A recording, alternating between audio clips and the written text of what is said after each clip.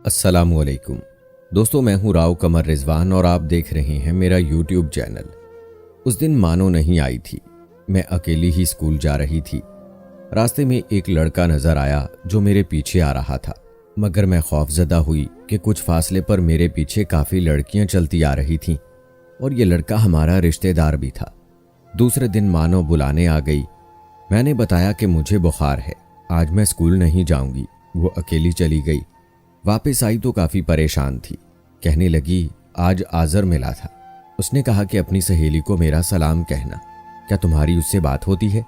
नहीं तो, लेकिन कल जब मैं स्कूल से लौट रही थी वो मेरा पीछा कर रहा था, मगर मैंने उसको अहमियत ही नहीं दी। तुम मत परेशान हो, वो पागल मेरा क्या बिगाड़ लेगा। अरे नहीं, इस बात को इजी मत लो। तुम अपने भाई को बता दो, इससे पहले कि उसका हौसला बढ़े वो खुद उससे निमट लेंगे। नहीं मानो, मेरा भाई बहुत गुस्से वाला है, वो आपे से बाहर हो जाएगा। मैं अपने कज़न अख्तर को बता देती हूँ कि वो उसे समझा दे, क्योंकि आज़र उसका क्लास फेलो है, जो तुम मुनासिब समझो। ये कहकर वो चली गई। मैंने अख्तर को बताया। उसने कहा, तुम फिक्र ना करो, मैं उसको समझा दूंगा। खैर, बात आई गई हो गई। इस दौरान हमारे गांव में शादी थी। बाकी लड़कियों के साथ मैं भी बारात को देखने छत पर चली गई। क्या देखती हूँ, वहां भी वो मौजूद था और उसकी नजरें मुझ पर गड़ी थीं। मुझे बहुत गुस्सा आया, क्योंकि छत पर झांकती औरतें भी उसको और मुझे देख रही थीं। घर आकर मैंने अख्तर को बुलाया और कहा कि तुमने आज़र को समझाया नहीं? आखिर ये क्या चाहता है? क्या मैं भाईजान से कह दूं? उसने कहा, तहम्मुल से काम लो शानो, अमूमन लड़के ऐसे होते हैं। जब वो तुमको कोई गलत बात कहेगा तो मैं खुद उसकी पिटाई कर दूंगा। इस मामले को हवा देना ठीक नहीं, खामखा लोग नोटिस लेंगे। मैं उसको समझा दूंगा। हमारी आज़र से भी रिश्तेदारी थी। वो मेरे अब्बू के कज़न का बेटा था और अख्तर सगे चचा का, लिहाजा रिश्तेदारी के बायस भी वो लिहाज कर रहा था। एक दिन हम स्कूल से निकली तो स्कूल की दीवार पर नजर पड़ी, किसी ने लिखा था, शानों को सलाम। बस फिर क्या था, मेरा गुस्से के मारे बुरा हाल था। मानो से कहा, देखा तुमने उस बदतमीज आज़र की हरकत, अब दीवारों पर मेरा नाम लिखेगा, मुझे बदनाम कर रहा है। वो बोली, अव्वल तो किसी को नहीं मालूम कि तुम शानो हो। स्कूल में सब तुमको तुम्हारे नाम शाहीना से जानते हैं, सिर्फ घर में ही तुम शानो कहलाती हो। दूसरी बात ये कि मर्दों में बात वाकई बढ़ जाएगी। हम खुद खत लिखकर या फ़ोन करके उसको समझा देते हैं। अगर उसके किसी घर के फर्द ने फ़ोन उठा लिया, चलो फ़ोन नहीं करते, लिखकर तंबीह कर देते हैं कि सुधर जाए। अख्तर से कहने का फ़ायदा नहीं, वो कुछ कदम नहीं उठाने वाला। मैंने मानो का मशवरा मान लिया और हमने उसको एक मुख्तसर ख़त लिख दिया कि बाज आ जाओ, वरना तुम्हारे घर आकर ना सिर्फ तुम्हारे वालिद से शिकायत कर दूंगी, बल्कि अपने वालिद और भाई को भी बता दूंगी कि तुम क्या हरकतें कर रहे हो। इस पर शर्मिंदा होने या डरने की बजाय उसने जवाब अपने छोटे भाई के हाथ भिजवा दिया कि गुस्सा ना करो, वो नाम दीवारों पर मैंने नहीं लिखा, लेकिन तुमने बताया है तो जाकर मिटा देता हूँ। मैंने एक लाइन लिखकर उसके भाई को पर्ची थमा दी कि आखिर तुम क्या चाहते हो, क्या जान से जाना चाहते हो? छोटा लड़का फौरन जवाब ले आया। उसने लिखा था, मैं सिर्फ तुमको चाहता हूँ, तुम मिल जाओगी तो बाज आ जाऊंगा। ये ऐसा जवाब था कि पढ़कर हर इंसान तिलमिला उठे, और लड़कियां इस उम्र में कितनी जज्बाती होती हैं। मैंने फिर मानो से मशवरा किया। वो मेरे ताया की बेटी थी, लिहाजा वो भी आज़र के रिश्तेदार थी। उसने कहा, छोड़ो, दफा करो, किसी से कुछ मत कहो। मगर मेरा गुस्सा ठंडा ना हो रहा था, लिहाजा मैंने बड़े भाई से उसकी शिकायत कर दी। फिर क्या था, जो होने का डर था इससे भी कुछ ज़्यादा हो गया।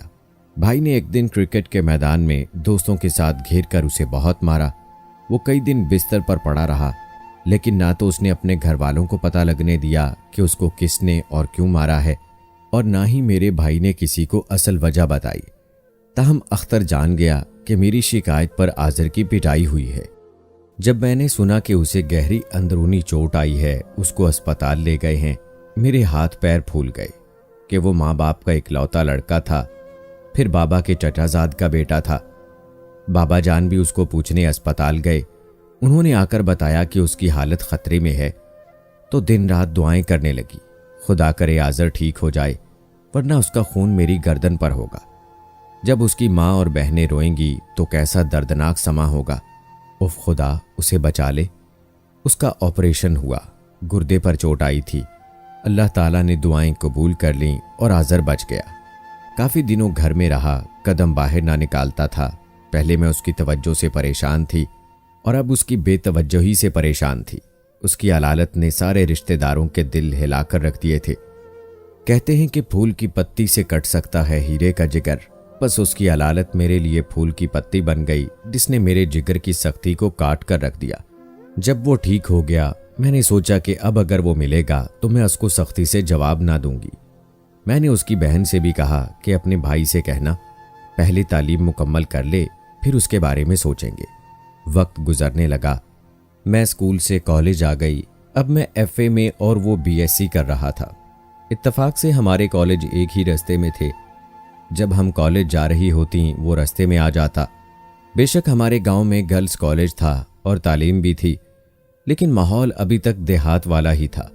कभी मैं सहेलियों के साथ नदी पर जाती तो आज़र दिखाई दे जाता, मगर मैं उसे नज़र भरकर नहीं देखती थी। अब तो लड़कियों को भी पता चल गया था कि शानों का कज़न उसका दीवाना है। बेशक करीब आकर बात नहीं करता, लेकिन नदी से दूर खड़ा रहकर भी कभी दरख्त की छांव में भी चिलचिलाती धूप में जलता रहता है। एक दिन मानो मेरे घर आई, बोली नदी पर चलो, हमारे घर मेहमान आए हैं, पानी लेना है, तुम बर्तन पकड़ लेना। हम नदी पर गए। मैंने आज़र को देखा। वो दरख्त के नीचे लेटा था। उसकी तबीयत बहुत ख़राब थी, आंखें सुर्ख थीं, उनसे पानी बह रहा था, लेकिन वो फिर भी मजबूर सा वहां पड़ा हुआ था। मानो ने इशारा किया। उस दिन पहली बार मेरे दिल में आज़र के लिए नरम गोशा पैदा हुआ। दरख्त की छांव बराए नाम थी। वो बुखार में धूप में पड़ा था। ये नदी हमारे घर से करीब थी। उसको यहाँ और क्या काम था? वो यकीनन हमारे यहाँ आने की आस में लेटा हुआ था। शायद यहाँ धूप से बुखार और तेज हो गया होगा। सर्दियों के दिन थे और उसकी आंखों से पानी बह रहा था। आज़र को अपना भी होश न था। जब हम उसके पास से गुजरी, मानो ठहर गई और उसने हाल पूछा। तभी मैंने कहा, आज़र तुम कैसे हो? क्या तुम्हारी तबीयत ठीक नहीं? तुम यहाँ क्यों लेटे हो? हम अभी ये बातें कर ही रहे थे कि मानो ने मुझे इशारा किया। वो देखो, तुम्हारे भाई का दोस्त हमको देख रहा है, चलो यहाँ से जल्दी से। इस लड़के ने हमारे ताया के बेटे अरबाज को बता दिया और उसके साथ मेरी निस्बत तय थी। जब हम घर पहुंची, हमारी शामत आ गई। मैं अरबाज को पसंद नहीं करती थी क्योंकि वो झगड़ालू तबीयत का था। आए दिन गांव के किसी न किसी लड़के से उसकी हाथापाई हो जाती थी। घर वाले भी उसकी इस आदत से नालां थे। अरबाज ने हम दोनों से सवाल किया, सच सच बताओ कि क्या बात है? हमने कह दिया, उस लड़के ने झूठ कहा है, हमने उस दिन किसी से बात नहीं की थी। उसका शक दूर नहीं हुआ। उसने कहा कि अगर आइंदा तुम दोनों ने किसी लड़के से बात की तो मैं या तो तुमको ख़त्म कर दूंगा या फिर उसको मार दूंगा। अरबाज की इस धमकी ने मेरे दिल में आज़र के लिए जगह बना दी। उन्हीं दिनों आज़र की अम्मी ने हमारे यहाँ आना जाना शुरू कर दिया। मैं उनकी आमद का मतलब समझ गई। वो मेरी अम्मी के पास इस वजह से आना जाना कर रही थीं कि आज़र के रिश्ते के लिए बात कर सकें। आज़र की आदत थी कि वो अपने दिल की हर बात अपने कज़न आबिद को बता दिया करता था। आबिद हमारा भी कज़न था, मगर वो पेट का हल्का था और उसकी दोस्ती अरबाज से भी थी। यूं जो बात आज़र आबिद से कहता वो अरबाज तक पहुंच जाती। जब अम्मी ने मुझसे राय मांगी, मैंने अरबाज की बजाय आज़र के हक में फैसला दिया। मेरी माँ ने मेरी मर्जी बाबा जान तक पहुंचा दी। वो दीनदार आदमी थे और शादी के सिलसिले में बेटियों से राय लेना ज़रूरी समझते थे। उन्होंने अम्मी से कहा, आज़र भी गैर नहीं, मेरे तायाजाद का बेटा है, मैं बेटी की शादी का फैसला उसकी मर्जी से करूँगा। उन्होंने अम्मी को समझा दिया कि अभी बात अपने तक रहे, क्योंकि अरबाज सगे भाई का बेटा है, इसको किसी बहाने से इनकार करेंगे वरना आपस में दुश्मनी पड़ जाने का खतरा है। अरबाज की आदतें अच्छी न थीं, तभी अब्बू भी उसके हक में न थे। अम्मी ने आज़र की वालिदा को मुतमईन करके भेज दिया और इस्तदा की कि अभी ये मामला राज में रखना, किसी से तज़किरा ना करना। उन्होंने बेटे को भी ना बताया, मुबादा खुशी में बात उसके मुंह से कुछ निकल जाए और बात बिगड़ जाए। माँ ने आज़र को यही बताया कि लड़की वाले अभी सोच रहे हैं, कुछ दिनों बाद हाँ या ना में जवाब देंगे। आज़र की इस जवाब से तसल्ली ना हुई। उसने अख्तर और आबिद को पकड़ा, लेकिन वो भी इस सिलसिले में उसके काम नहीं आ सके। मानो ने मुझको पैगाम भिजवाया कि हमारे घर आ जाना, तुमसे कोई बात करनी है। मैंने अम्मी जान से ताया के घर जाने की इजाज़त ली। हमारे घर पास ही थे। मैं मानो के पास चली गई। वहां अरबाज मौजूद था। उसने ही दरअसल मुझको मानो से कहकर बुलवाया था। वो मुझे अपने कमरे में ले गया और कहा कि आबिद ने मुझे बताया है कि आज़र ने तुम्हारे लिए रिश्ता भेजा है और तुमने हाँ भी कर दी है।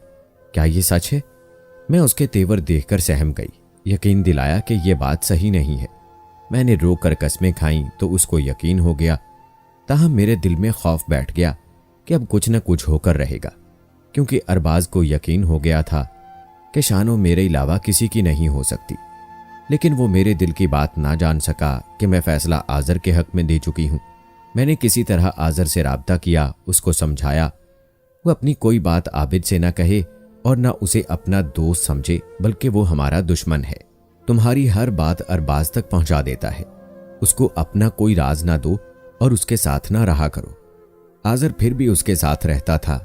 मैंने एक बार और उसको समझाया और अपनी कसम दी कि आइंदा आबिद से ना मिलना और ना कोई बात उसको बताना। अगर तुमने कसम तोड़ी तो ये मेरे और तुम्हारे रिश्ते का आखिरी दिन होगा। उसने कसम खाकर कहा कि वो मेरी बात पर अमल करेगा और उससे ना मिलेगा और ना उसे कोई बात बताएगा।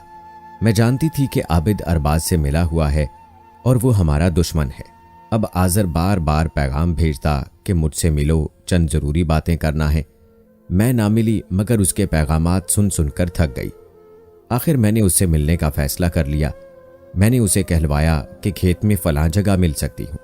उसने इस बात का तज़किरा आबिद से कर दिया कि शानो फलां जगह मुझसे मिलने आएगी, तुम ज़रा ख्याल रखना।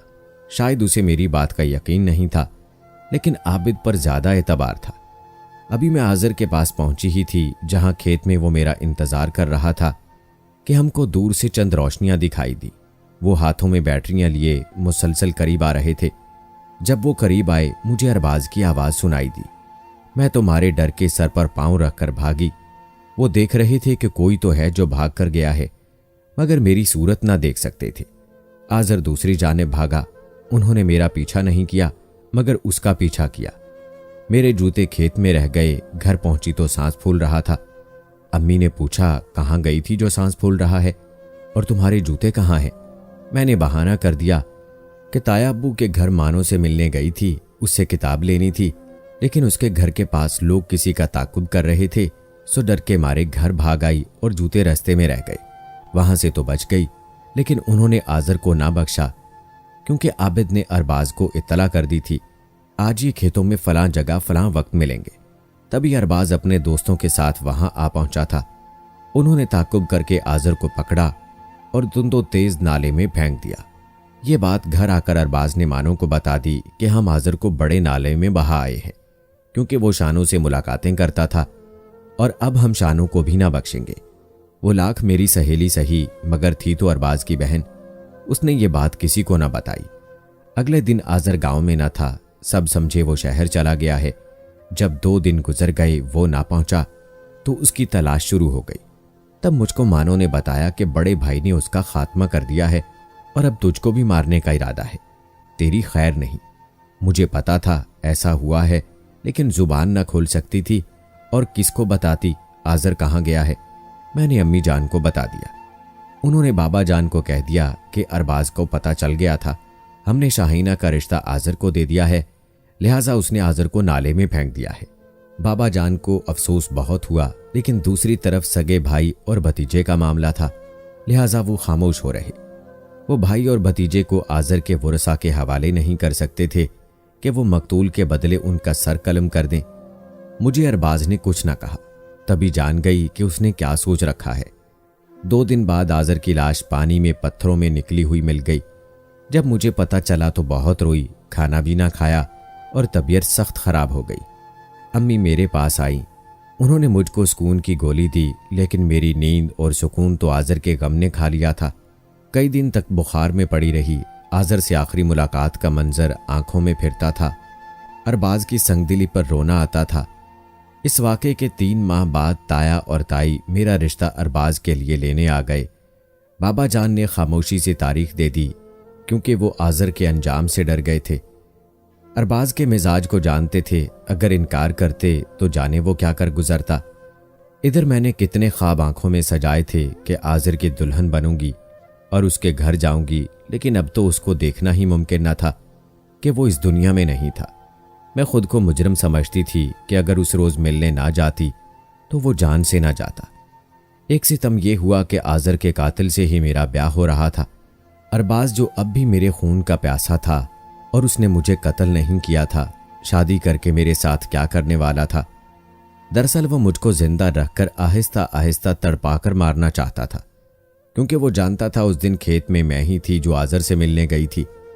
अगरचे उस रोज़ अंधेरे में वो मुझको देख नहीं सका था, लेकिन आबिद ने ज़रूर उसको बता दिया होगा, तभी तो वह वहाँ साथियों के हमरा आया था।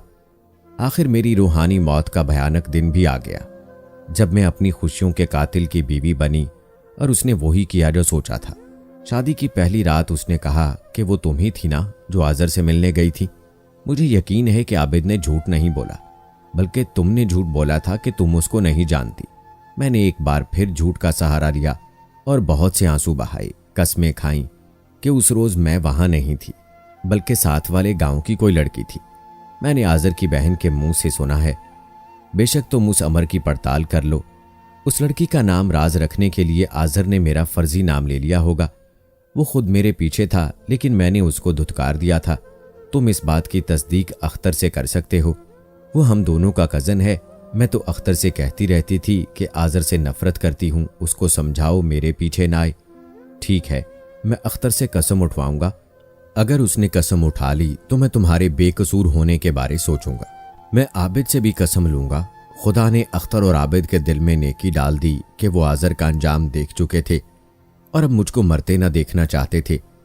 दोनों ने कसम उठाकर कहा कि शाहीना तो आज़र से नफरत करती थी और हमसे कहती थी कि उसको समझाओ मेरे पीछे ना आए, वरना मैं अपने भाई से कह दूंगी। और उसने अपने बड़े भाई को आज़र की शिकायत भी की थी।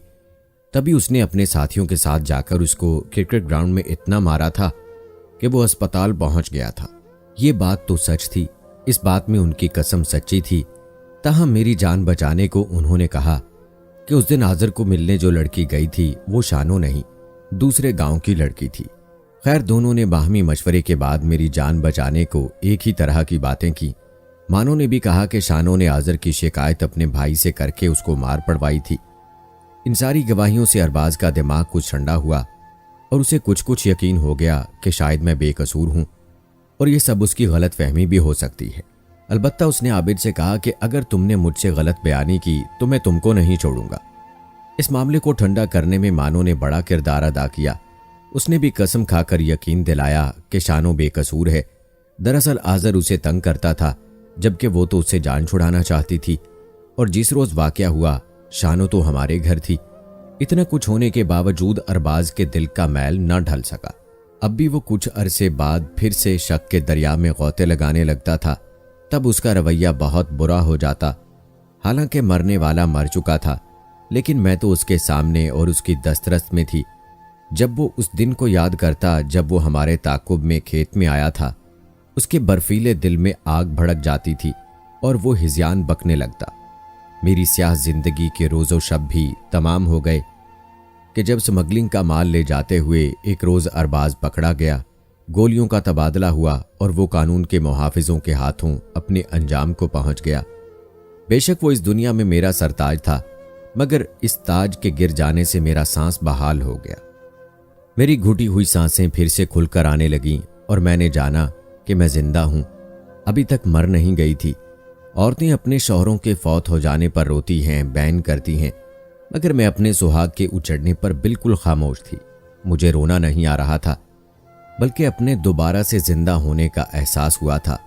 आज मैं बेहिस औरत हूं, जिसको ना गम का एहसास होता है ना खुशी का, क्योंकि इतने बरस मौत के खौफ में जीने से मेरे ये दोनों एहसास मर गए हैं।